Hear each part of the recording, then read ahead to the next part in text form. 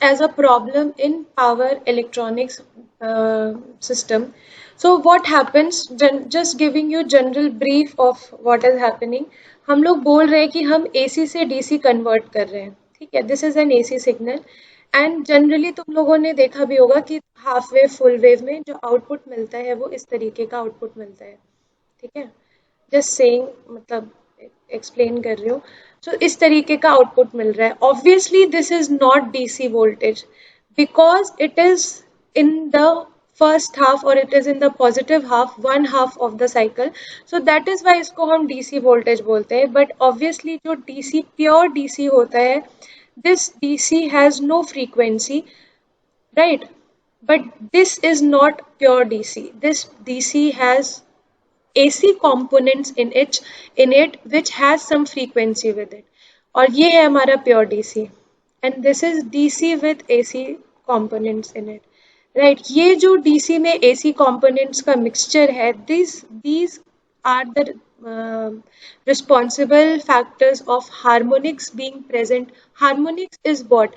जब भी हम इस साइनोसॉइडल वेवफॉर्म की बात करते हैं तो ये फंडामेंटल फ्रीक्वेंसी पर है, right? This is at fundamental frequency. But if there are third power of the frequency, fifth power of the frequency, तो वहाँ पर हम इस हार्मोनिक्स का जो एग्जिस्टेंस आता है और उसकी वजह से जो वेव फॉर्म्स होते हैं वो फंडामेंटल वेव फॉर्म से अलग होते हैं. अगर हम इसी में अगर हम फंडामेंटल फ्रीक्वेंसी के बजाय अगर हम second harmonic third harmonic frequency बनाना चाहें तो इस वेव फॉर्म में 4 वेव फॉर्म या 3 वेव फॉर्म एग्जिस्ट कर सकता है, ठीक है. अगर मैं इस वेव फॉर्म में ऐसा एक वेव फॉर्म बनाऊं, ठीक है, यानी कि इसके एक साइकिल में यहाँ पर इस वेव फॉर्म का जो दूसरा वेव फॉर्म है इसका 2 साइकिल कंप्लीट हो रहा है. सो this is second harmonic, right, second harmonic wave form of AC signal. तो उसी तरीके से because of the change of the frequency हमारा हार्मोनिक्स जो है वो एग्जिस्ट करता है सिस्टम में. ये प्योर डीसी है बट ये जो हमको आउटपुट मिल रहा है वो प्योर डीसी नहीं है. Even though if you might have studied कि हम फिल्टर लगाते हैं, कैपेसिटर लगाते हैं, RL फिल्टर, LC फिल्टर, बहुत टाइप का फिल्टर लगा के इसको प्योर डीसी में कन्वर्ट करने की कोशिश करते हैं. बट ऑल दो after applying all the different type of filters उसके बाद भी ये प्योर डीसी नहीं होता है, ये कुछ इस तरीके का डीसी में कन्वर्ट होता है चार्ज डिस्चार्ज के हिसाब से. Suppose this is the DC component, तो ये इस तरीके का कुछ कन्वर्ट होता है, ठीक है. The capacitor gets charge and gets discharge, तो इस तरीके के डीसी में ये कन्वर्ट होता है. तो basically these harmonics causes disturbance in the entire power system क्योंकि ये जो डिवाइसेस है पावर इलेक्ट्रॉनिक डिवाइसेस ये पावर सिस्टम के साथ कनेक्टेड है, ठीक है. इसीलिए तुम कई बार देखोगे कि तुम्हारा जो रेलवेज में जो तुम लोग को चार्जिंग पॉइंट मिलता है वहाँ पे फ्लिकरिंग होता है, वो pure because it is not in the form of pure AC which you are using for the domestical purposes. वहाँ पे DC से AC में कन्वर्ट किया गया है. कन्वर्ट करने के बाद तुमको वो वहाँ पर एज अ आउटपुट चार्जर मिल रहा है. कई बार तुम्हारे फ़ोन का जो डिस्प्ले होता है वो काम नहीं करता है, टच जो होता है वो काम नहीं करता है because that touch and display of your phone has operates on some frequency and that frequency needs proper 50 hertz for operation. तो जो ये कन्वर्टेड AC सप्लाई तुमको मिल रहा है that has harmonics which will flicker your display of the phone, display of the laptops, and that is why you cannot use a proper AC supply in case of railways. ठीक है, तो these are few problems which persist in case of power electronic devices. Similarly, this was about phase control rectifier. इसी की तरह हम लोग के घर में जो इन्वर्टर यूज होता है that is also a application of DC to AC. Inverters में भी हमारे पास 2 टाइप का इन्वर्टर है जो कि हम लोग को पढ़ना है. So first is VSI, voltage source inverter, and second is CSI. So major application VSI का ही होता है. These have major applications in domestic purposes. तो voltage source inverter में again half wave, half inverter, full inverter, बहुत type के inverters होते हैं. And जैसे जैसे कि हम इसको भी हम सिंगल फेस में और थ्री फेस में पढ़ेंगे बीएसआई को, तो उसमें भी हम देखेंगे कि टोटल हार्मोनिक डिस्टॉर्शन जो है, जैसे हम थ्री फेस सिंगल फेस से थ्री फेस की तरफ जाते हैं तो टीएचडी की वैल्यू, टोटल हार्मोनिक डिस्टॉर्शन की वैल्यू जो है वो कम हो जाती है।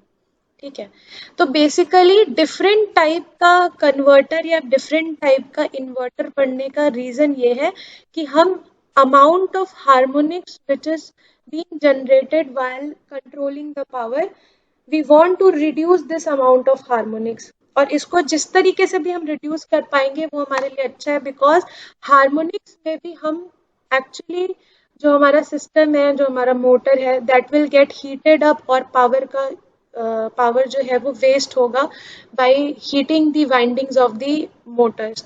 तो अगर अगर third harmonic, fifth harmonic, seventh harmonic है, तो that will not give you any active power, any work done, but it will destroy the energy or power which is being fed to it in the form of heat, और ये power फिर से loss में जाएगा।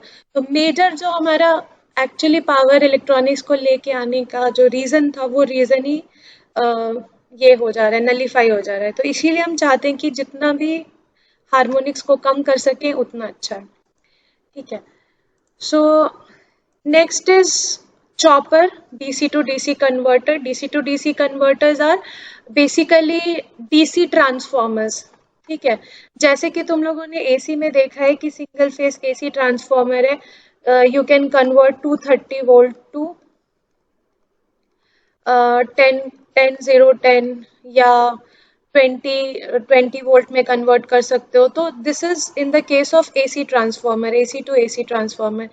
वैसे ही अगर मैं तुम्हें बोलूँ कि we can convert single DC या fixed DC into variable DC, right, इस तरीके के डीसी में अगर कन्वर्ट करना हो, so this is a variable DC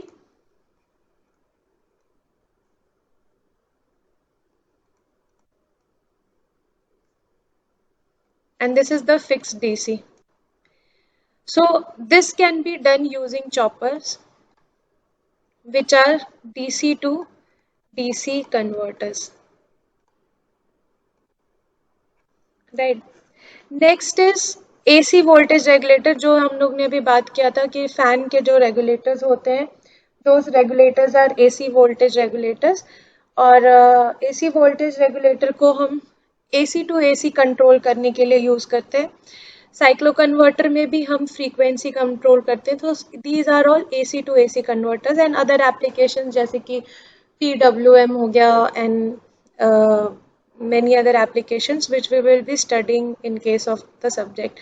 जो तीन reference book है वो, first, because you are starting with the subject, you should start with PS Bimra as your first reference book, because the language of the book is easy to understand. If you want to go to higher edition of the books, तो वहाँ पर MH Rashid और नेड मोहन दो book है। ये तीनों ही book तुम लोग के लाइब्रेरी में, कॉलेज के लाइब्रेरी में भी अवेलेबल है। So if you have the access, you can go and issue these books, और बुक ज़रूर रख लेना साथ में, बिकॉज ये सब्जेक्ट थोड़ा सा ऐसा है, थोड़ा तुमको भी पढ़ना पड़ेगा और मैं बाकी पढ़ाऊंगी, तो with parallelly you will be understanding the subject. ठीक है, now power electronics deals with control and conversion of high power application. Power semiconductor devices must be capable to handle large magnitude of power at high efficiency. So this is the main agenda of power electronics, कि वो high power के magnitude of power को handle करने का उसका capability होना चाहिए, और आउटपुट जो होना चाहिए, इनपुट बाय, हम लोग देखोगे जब भी न्यूमेरिकल सॉल्व करेंगे तो हमेशा एफिशिएंसी निकालेंगे, because that is the agenda of power electronics, कि जितना इनपुट दे रहे हैं और जितना आउटपुट आ रहा है, efficiency should always be high in case of power electronics. So it is a combination of power, electronics, and control, where power is generated, distributed, and transmitted.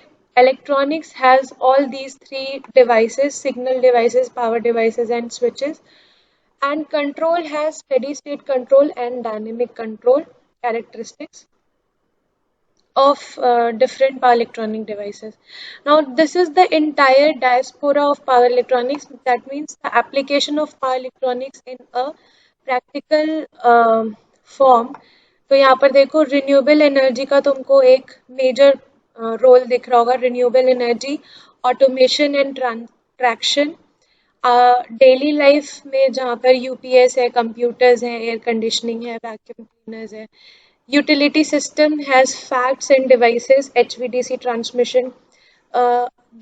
India has, I think, 4 or 5 HVDC transmission systems, जिसमें रिहन, NTPC Rihand Nagar is one of the major distributors. तो वहाँ पर basically if you have a chance to visit someday, you can see कि वहाँ पर HVDC का पूरा power plant है. और जो AC वहाँ पे थर्मल पावर प्लांट है, so the AC which is being generated from the power plant is converted into high voltage DC transmission using thyristors which is connected in the parallel form. और ये पूरा thyristor का एक पूरा एक chamber होता है जिसको एयर कूल्ड रखा जाता है, मतलब उसमें पूरा AC लगा रहता है, बिकॉज ये थायरिस्टर्स जो होते हैं ऑपरेशन के टाइम हीट अप होते हैं. So they have a full room for these thyristors, और parallel में ये thyristors connected है, and then the voltage is converted into 400 kilovolt DC supply is. So HVDC transmission system is one of the application of power electronics. Defense and aerospace, जहाँ भी high frequency application आता है वहाँ पे तुम्हारा normal device जो होता है वो फेल हो जाता है, तो वहाँ पर तुम्हारा पावर इलेक्ट्रॉनिक डिवाइसेस ही यूज करना पड़ता है which operates at higher frequency than 50 hertz. Industries, for example, elevators, pumps, cement mills, and etc., can have the application of power electronics. So, characteristics of an ideal switch we have already seen. When the switch is open, positive V will be is equal to V off, which is a certain voltage which is appearing across the terminal, and current is equal to 0, so power will be equal to 0. Power at off state will be equal to 0. Similarly, यहाँ पर V0 है, I is equal to something, power यहाँ पर भी 0 होगा क्योंकि V0 है. So basically in case of ideal switch, the power loss during the on period and off period of the switch is equal to 0. But practical switch में ये power loss 0 नहीं होता है because of the switching characteristics, switching losses, क्योंकि leakage current जो है वो flow करता रहता है from the during the of condition also, तो इसलिए ये कम्प्लीटली ऑफ नहीं रहता है, पावर जो है वो कम्प्लीटली 0 नहीं रहता है. This is the VI characteristics of an ideal switch. तो ऑफ कंडीशन में देखो V0 है, this is V, Z is V. So off condition में V0 है, on condition में I0 है. sorry, off condition में I0 है and on condition में V0. On condition में I is having this maximum value and this is the minimum value, depending upon कि current किस तरफ से flow कर रहा है, तो I positive हो सकता है, negative हो सकता है during on condition में. और ऑफ कंडीशन में I जो होगा वो 0 होगा and V will have some value which is shown in this figure. ठीक है, so ऑफ कंडीशन में V will have some value, I will be 0. On condition में I will have some value and V will be 0. So this is about the ideal switch. Classification of power semiconductor devices. So power semiconductor devices is distributed into 2 terminal and 3 terminal devices. 2 terminal में आता है हमारा PIN diode, जो कि जिसके बारे में तुम लोग ऑलरेडी पढ़ चुके हो. शॉटकी डायोड क्या होता है, we will be studying about it. MOSFET, JFET, IGBT, BJT, thyristor, all these devices are 3 terminal device, जहाँ पर एक एनोड है, दूसरा कैथोड है और एक कंट्रोलिंग टर्मिनल है जिसको हम गेट टर्मिनल बोलते हैं बहुत सारे डिवाइसेस में. या बीजेटी में कंट्रोलिंग टर्मिनल जो होता है वो बेस को हम कंट्रोलिंग टर्मिनल बोलते हैं. By controlling the base current you can control the saturation current, cut off current of the या active region of the BJT. तो इस तरीके से this semiconductor devices is classified into 2 terminal or 3 terminal devices. Now, let us just discuss this and then we will be ending the class. So, this is the difference between power diode and signal diode. Now, signal diode में तुमको पता है कि दो junction होता है, P N junction, और P N junction के बीच में एक ये डिप्लीशन रीजन होता है जहाँ पर नेगेटिव चार्ज और पॉजिटिव चार्ज जो होता है वो एक्यूमुलेट कर जाते हैं और करंट को एनोड से कैथोड फ्लो होने को के लिए रिस्ट्रिक्ट करते हैं, right? Because of this depletion region, T denotes the thickness of the depletion region, and because of this depletion region, the current doesn't allow to flow from anode to cathode, right? This is a simple PN junction diode जिसके बारे में तुम लोग already पढ़ चुके हो. Now this signal diode, this power diode is different from this signal diode. If you see the power diode, तो power diode में पीएन जंक्शन के बीच में एक n माइनस लेयर लगाया जाता है. तो उसी यहाँ पर मैंने लिखा है पी एन, यहाँ लिखा है P plus N minus. So this plus and minus has some significance. What is the significance of plus and minus? Plus means highly doped, n plus means also highly doped, or n minus means lightly doped. What is the doping in case of PN junction? Doping का क्या मतलब होता है? What is the meaning of doping? Maximum students are D2D students and still I am not getting any answers from you. Ma'am doping का मतलब होता है impurity add करना. Okay, so which kind of impurity is added in semiconductor devices? Germanium या silicon के साथ कौन सा इम्प्योरिटी ऐड किया जाता है? कौन सा एलिमेंट ऐड किया जाता है?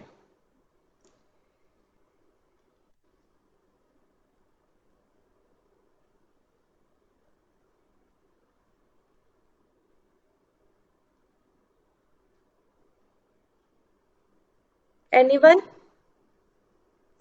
There are two types of devices, right? P type and N type. P type में डोपिंग अलग एलिमेंट की होती है, एन टाइप में doping is adding impurity, right? But ये जो इम्प्योरिटी है वो क्या है, कौन सा एलिमेंट है जो कि तुम एज एन इम्प्योरिटी ऐड करते हो पी टाइप में और एन टाइप में?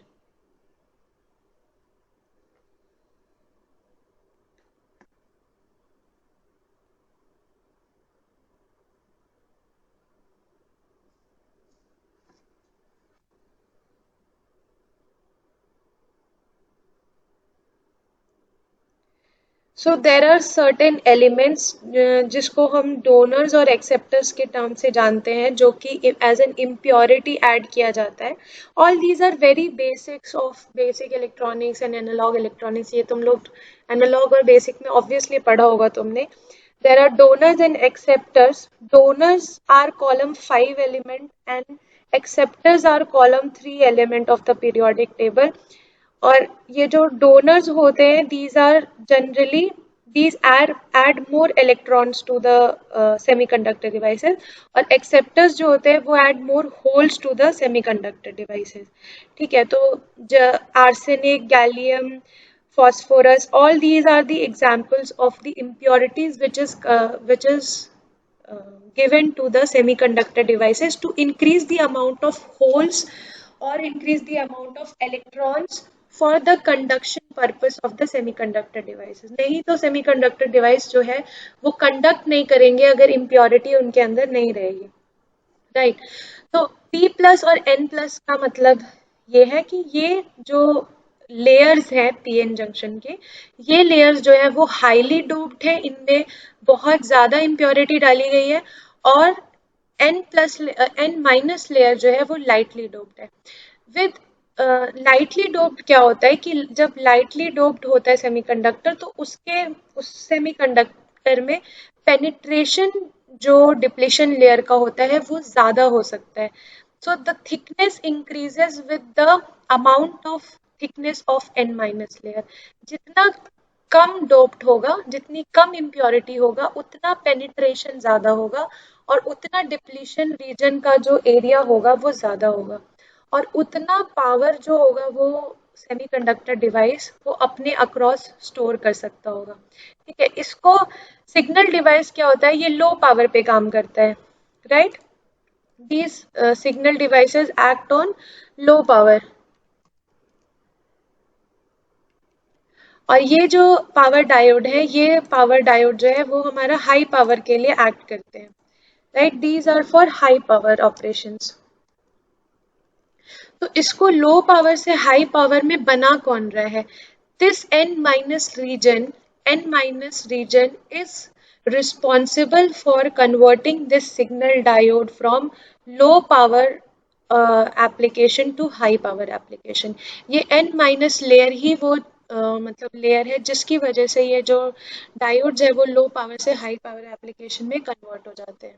एंड द रीजन बीइंग कि जितना ज़्यादा ये n माइनस लेयर थिक होगा, मतलब जितना इसका विड्थ होगा, उतना अमाउंट ऑफ डिप्लीशन रीजन या चार्जेस जो है अपने अक्रॉस ये स्टोर कर सकता है, उतना पेनिट्रेशन ज़्यादा होगा डिप्लीशन रीजन का, और उतना अमाउंट ऑफ वोल्टेज ये अपने अक्रॉस स्टोर नहीं कर सकता है। बेसिकली बोलेंगे कि उतना अमाउंट ऑफ वोल्टेज ये विथस्टैंड कर सकता है। ठीक है, तो ये वोल्टेज जो है, ये सिग्नल डायोड जो है वो 5 वोल्ट 12 वोल्ट तक वोल्टेज सस्टेन कर सकता है, but this power diode can sustain for kilo volt of amount of voltage. ठीक है, किलो वोल्ट तक ये अपने अक्रॉस वोल्टेज को सस्टेन कर सकता है और ब्रेक डाउन नहीं होने देगा। ठीक है, सो रीजन बीइंग कि n माइनस लेयर इसमें ऐड करते हैं as compared to signal diode. So see, it is written here कि depletion layer penetrates more deeply in lightly doped n minus region, and higher the thickness, higher will be the reverse blocking capability of the power semiconductor devices. तो ये जो जितना ज़्यादा thickness होगा इस n minus layer का, उतना voltage ये अपने अक्रॉस ब्लॉक कर लेगा। जैसे जैसे यहाँ पर भी तुमको पता है कि डिप्लीशन रीजन में का वोल्टेज ब्लॉकिंग कैपेबिलिटी होता है, इतना वोल्टेज ये ब्लॉक करता है, उसके बाद कंडक्शन स्टार्ट करता है। वैसे यहाँ पर इस n माइनस लेयर की वजह से this layer will block a certain amount of voltage which will be higher than this voltage, higher than the voltage which can be blocked by the signal diode। Okay, so power diode is an uncontrolled switch। uncontrolled इसलिए बोलते हैं क्योंकि जैसे कि signal diode को forward biased और reverse biased रखते हैं, वैसे ही पावर डायोड को भी फॉरवर्ड बायस्ड और रिवर्स बायस्ड कर सकते हैं। तो जब ये फॉरवर्ड बायस्ड एक बार ये ऑन हो गया, तो अब ये तभी ऑफ होगा जब इसके अक्रॉस हम सिग्नल को हटा देंगे, सप्लाई को हटा देंगे। Once a diode is on, you can not turn it off by itself. The only way to turn off a diode is removing the source of supply from it. ठीक है, इसलिए इसको बोलते हैं uncontrolled switch, as on and off is determined by the state of circuit in which the device is connected. Device is forward biased when VAK is positive and reverse biased when VAK is negative. AK is anode to cathode voltage. तो anode to cathode voltage में जब हम anode to cathode voltage में जब हम इस तरीके से एक बैटरी लगा देते हैं, सो this is forward biased condition, और इस बैटरी को जब हम रिवर्स कर देंगे तो कंडीशन रिवर्स बायस कंडीशन हो जाएगा। These diagrams, these VI characteristics you have already studied in analogue electronics, तो इसमें कुछ नया नहीं है। Unlike ideal power diode, silicon diode has a forward cut in voltage of 0.7 volt. So cut-in voltage is the voltage after which the diodes go into conduction mode, forward conduction mode. Cutting voltage is the minimum voltage which is required before the diode goes into the conduction mode. So this is all about the power diode. इसके बाद हम लोग को इसका switching characteristics भी पढ़ना है, तो in the next class we will start with the switching characteristics because it will take some time to cover the entire part. बाकी सी we will start with power diode. Power diode का characteristics जो forward characteristics और reverse characteristics है, ये तुम लोग already एक बार पढ़े हुए हो। There is nothing much to explain. If I just draw it separately here. So suppose this is a VI characteristics. This is V, this is I. तो फॉरवर्ड डायोड जो है हमारा पावर डायोड, सिग्नल डायोड की तरह ही ये diode भी to terminal device है। और जैसे सिग्नल डायोड में तुमने पढ़ा है कि this is forward conduction mode, this is forward conduction mode जहां पर current starts flowing through A to K. In case of reverse biased mode, जहां पर दो कंडीशन होता है, एक फॉरवर्ड बायस्ड मोड होता है और दूसरा एक होता है रिवर्स बायस्ड मोड, जहां पर एनोड को नेगेटिव दे रहे हैं और कैथोड को पॉजिटिव दे रहे हैं, right. So this is reverse biased.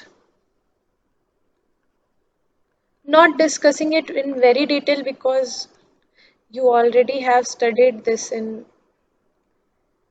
basic electronics. तो ये है हमारा रिवर्स बायस कंडीशन, जहां पर voltage is this negative voltage and current is this negative current. After certain blocking period, VBR जिसको बोलते हैं reverse breakdown voltage, after reverse breakdown voltage, the if we increase the voltage more than VBR, so the diode will break down and the reverse current will start flowing through the diode in the reverse biased condition. We do not recommend a diode to operate under this condition because it will get damaged. तो हम उसको forward mode में use करते हैं या reverse blocking mode में use करते हैं। So this is reverse blocking mode of diode। ठीक है, this is reverse blocking mode of diode. So cut-in voltage, this is the cut-in voltage. Cut-in voltage is the minimum voltage after which the diode moves in the forward conduction mode. ठीक है, so this was basic about power diode, जो कि signal diode से बिल्कुल मिलता जुलता है। There is nothing difference. This is VI characteristics of a power diode. VI characteristics of a power diode। ठीक है, नेक्स्ट क्लास में हम लोग स्विचिंग कैरेक्टरिस्टिक्स से शुरुआत करेंगे पावर डायोड का। Just go home and give it a look, एक बार रिविजन कर लेना सो दैट कि इन the next class when I ask few question you are being able to answer. See, the entire course is very lengthy, so please do not miss your classes. अगर आज power electronics ऐसा subject है कि तुमने अगर आज class नहीं किया तो कल क्या क्या पढ़ाया जाएगा वो बिल्कुल समझ में नहीं आएगा, because everything is linked with each other. So please don't miss classes, and if you have any doubt you can ask me today or in any other classes also. So I'll be sharing few notes with you in your Google Classroom. You can check it there. We'll be meeting in next class. Let me take your attendance.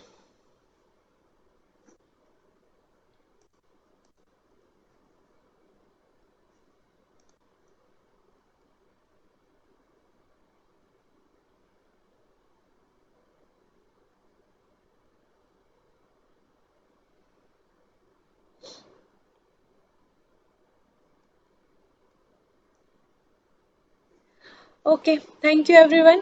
We'll see you in next class.